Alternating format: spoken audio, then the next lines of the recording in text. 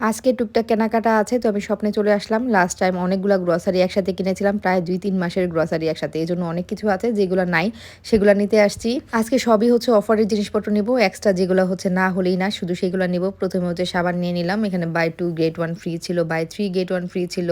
আর detergent নিতে আসছি। Detergent হচ্ছে বাই 2 গেট 1 ফ্রি, ২ কেজির সাথে ১ কেজি ফ্রি, এমন টাইপের ছিল। বাসায় জিনিসপত্র স্টকে থাকতে থাকতেই আমি কেনাকাটা করতে চলে আসি। কিন্তু এইবার সময়ের অভাবে এমন হয়েছে যে প্রায় অনেক জিনিসই শেষ। তো এই সেটটার মধ্যে এসে দেখলাম স্বপ্ন বিভিন্ন ধরনের প্যাকেজ অফার করছে। এটা হচ্ছে খিচুড়ির প্যাকেজ, যেখানে হচ্ছে চাল ডাল একসাথে মিক্সড করা আছে, সাথে ডিম আছে।